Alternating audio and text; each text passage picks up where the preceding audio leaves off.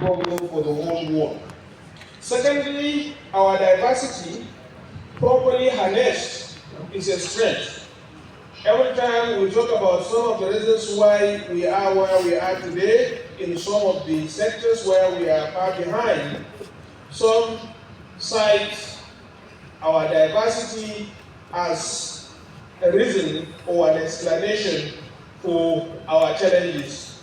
But if we look at countries like India and even China, their population is much bigger than our population, and they are also diverse linguistically and ethnically. But notwithstanding this diversity, they were able to harness it towards their national development.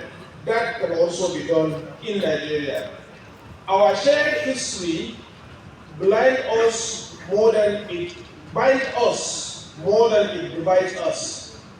Inasmuch as we would like to carry ourselves as Hausas, Fulanis, Igbos, Yorubas, and the rest, and also carry ourselves as Muslims or Christians, by the time you sit down and have a discussion with someone that you think is different, you will come to realize that you share more in common than you tend to assume.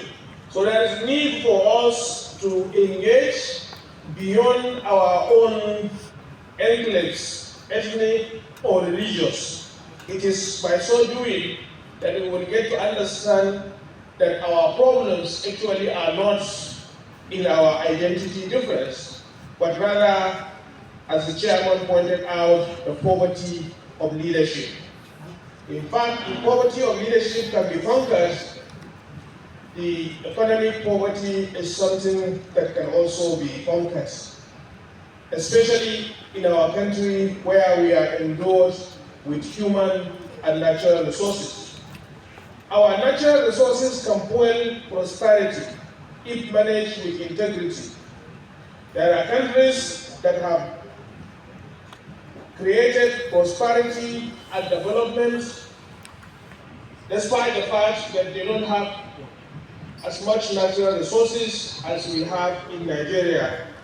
Meaning that if we can harness our resources, Nigeria will not only conquer poverty, but will also be one of the most prosperous countries in the world. Let the Nigerian media be the spark of that integrity. Closing reflections. In a multi-ethnic society like ours, where language, religion, and geography too often define identity, the media must help create a national consciousness, a consciousness that values justice, merit, and shared destiny. We must not merely be a federation of ethnicities. We must be a nation of citizens. This requires cultivating national ethos, values that transcend our differences, respect for life, rule of law, dignity of labor, truth over pride. As Martin Luther King Jr. famously said, "I have a dream that my 4 little children will one day live in a nation where they will not be judged by the color of their skin, but by the content of their character." Permit me to localize that dream. I dream of a Nigeria where children are not judged by their surname, their state of origin, or their place of worship, but by the content of their character and the strength of their service. That dream can become a reality with the right leadership and with the right media. Let me cite an example from our own experience in Bauchi State. Despite our diverse population, religiously and ethnically and linguistically, Bauchi remains one of the most peaceful and united states in Nigeria. This is not by chance. It is the result of deliberate, inclusive policies that reflect our belief in fairness, merit, and unity.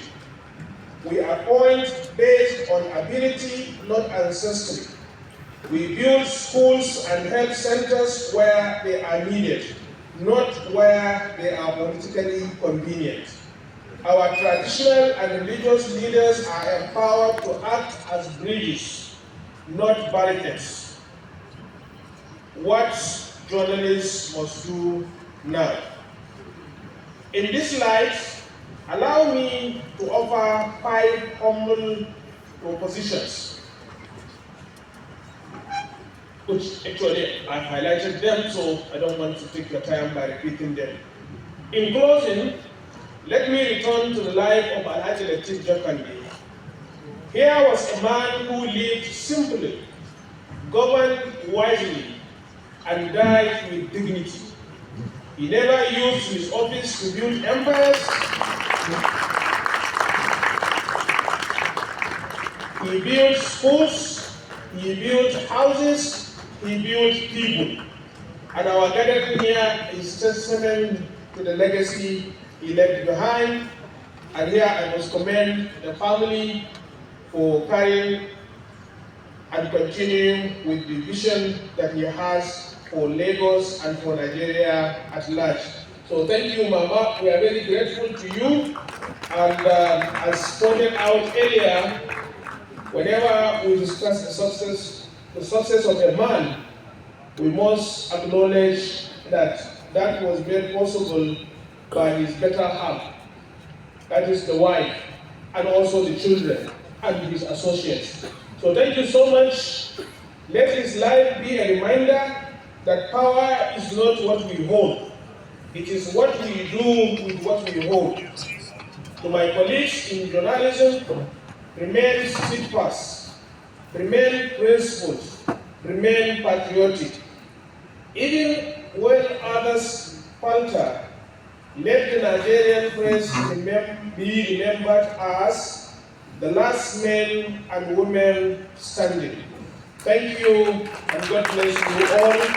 I wish us a fruitful discussion, and may the soul of Alhaji Lateef Jakande continue to rest in peace. May Allah grant him Jannatul Firdaus. Thank you.